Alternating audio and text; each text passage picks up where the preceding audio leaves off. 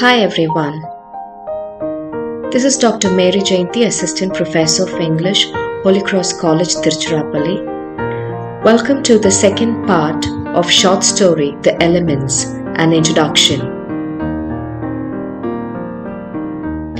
The objective of the short video is the learner at the end of the video will be able to explain the characteristics of a short story. Now, can you quickly identify what are the elements that make a short story interesting? In the previous video, we discussed the meaning of a short story, and in saying so, there were a few characteristics we touched upon. Can you just take a few seconds to check what is it that you think makes the elements of a short story interesting? You can quickly post it in the chat box and then proceed with the video. Well, the primary characteristics or the elements of the short story include brevity, unity, minimal characters, the lyrical quality, focus on the language and diction, and primarily economy. Talking about the first characteristic of the short story, one is brevity. Brevity is the forte of a short story. Talking about brevity, we have the famous question, how long can a short story be? Well, a short story can be short or long as far as it is able to develop the story outline within the limits. The short story should have a very clear outline, and it should be complete in itself. A short story should be able to convince the reader that nothing could have been gained by further elaboration.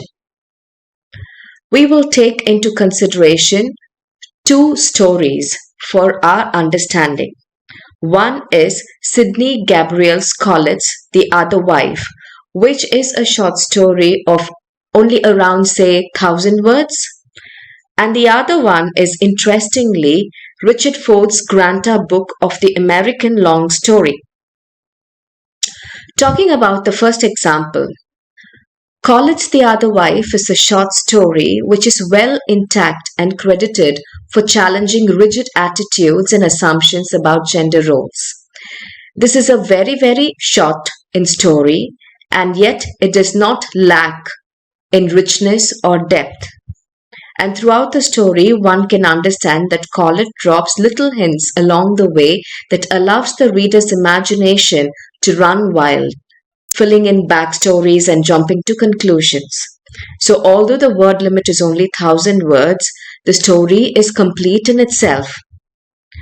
And the other example that I would like to quote here is Richard Ford's Granta book of the American long story. So this Granta book of the American long story was published in the year 1992, which brings together 11 of the finest American short story writers or the long short story writers. And each of the story runs around to 15,000 words. So what happens is, it is difficult and it's quite problematic to determine what exactly separates a short story from longer fictions. So a classic definition of a short story is that one should be able to read it in one sitting. This is a point most notably made in Edgar Allan Poe's essay, The Philosophy of Composition. This was written in 1846. And other definitions place the maximum word limit as at 7,500 words. And in contemporary usage, the term short story most often refers to a work of fiction that is no longer than 20,000 words and is not shorter than 1,000 words.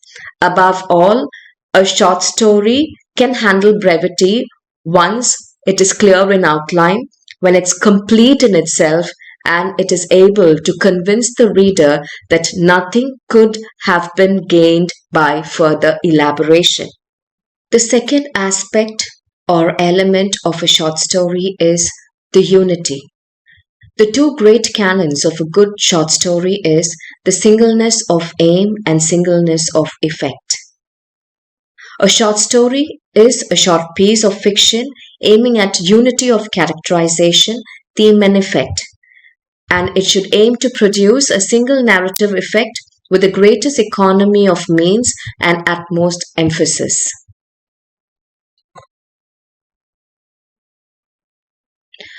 The third important element of a short story is minimal characterization. Fewer characters explore one aspect of the personality. So the number has to be minimum. The number of characters will have to be minimum. And even in the minimum number of characters, only one aspect of the personality can be highlighted, and not all aspects can be dealt in detail.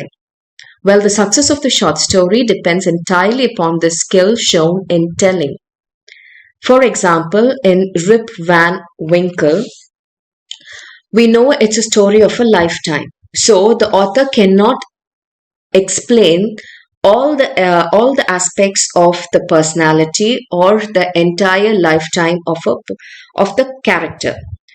So what he has to do is to take care to enhance and concentrate on what particular aspect of change does he want to emphasize on, and not allowing extraneous matters to intrude between the moment of Winkle's sleeping, or rather falling asleep, and that of his waking up. So minimal characterization is one of the primary aspects of a short story. Another element or characteristic of a short story is the lyrical quality. Short stories are not only affiliated to novel but can also be called as cousins of poetry, because great short story writers are also poets, and they all have the familiar touch of being lyrical. I repeat, Sylvia Villalobos, a native Romanian writer, says, I quote, lyrical prose makes the words sing, doesn't it? And Sherman Alexie, an American novelist who draws a lot of his experience from his indigenous American ancestry, beautifully says, I quote, I think I'm a poet with short story inclinations, unquote. Just take a look at this passage or a description of a stairwell sweeper, a character called Burima in Jhumpa Lahari's A Real Durwan. You find the description of the stairwell sweeper highly lyrical. I quote, she was 64 years old with hair in a knot no larger than a walnut, and she looked almost as narrow from the front as she did from the side. In fact, the only thing that appeared three-dimensional about Burima was a voice, brittle with sorrows, as tart as curds, and shrill enough to grate meat from a coconut, unquote. Short story is also personal like lyric, and selecting a kaleidoscope of events and undertaking to produce an imaginative experience. So this lyrical quality always makes a short story to stand the test of time. The next important characteristic or element is a vast range of themes.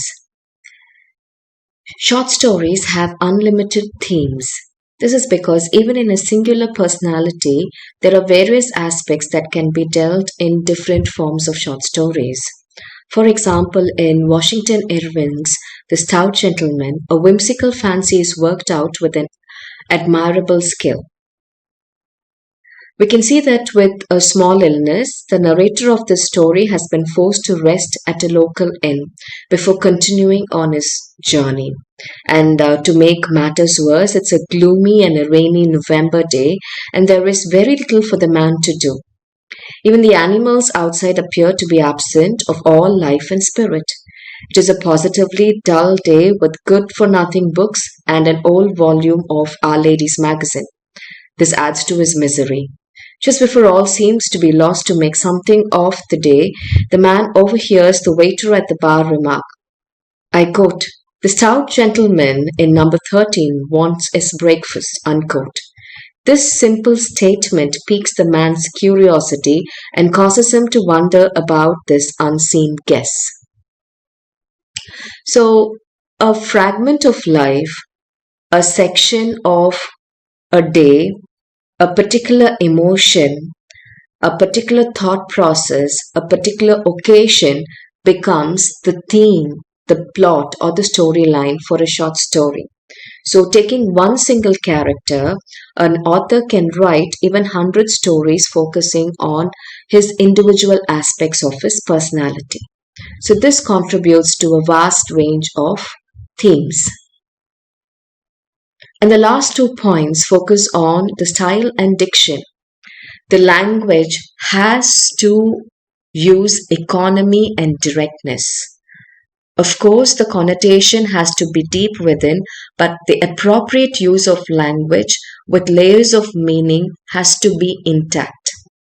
And one of the primary element, like brevity, another important point is economy. There has to be economy in language, there has to be economy in the storyline, there has to be economy in the characterization, there should be no repetition, there should not be any lengthy descriptions. Like in novels, you may have 2-3 pages with long descriptions. This has to be avoided unless and until it adds to the attribute of the story. There should not be extended passages of dialogue and no wasted character or extraneous scenes. And the writer uses implication with careful selection.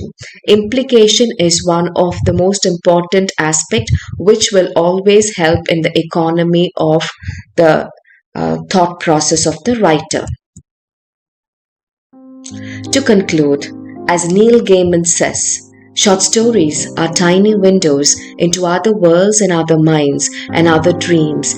They are journeys you can make on the other far side of the universe and still be back in time for dinner. That's the brevity of a short story, and that makes every story interesting for the reader. Now let's review. Based on this short video, can you explain the main characteristics of a short story? You can review this question as a reflection, or you can make notes of what you can recollect. And as I always say, it's good to explore beyond the known. Evaluate the characters of any one of the following short story based on the elements of the short story that we just dealt. You can either use Perlis Buck's Once Upon a Christmas, or O. Henry's Jimmy Valentine, or Oscar Wilde's The Model Millionaire, or Ruskin Bond's The Thief's Story, or Somerset Maugham's The Ant and the Grasshopper. You can choose any one of the story and evaluate the characteristics or elements that we have just dealt in this video lesson. And these are the resources that I had used for this making of this video lesson. I hope this was useful. Happy reading and happy writing. Thank you.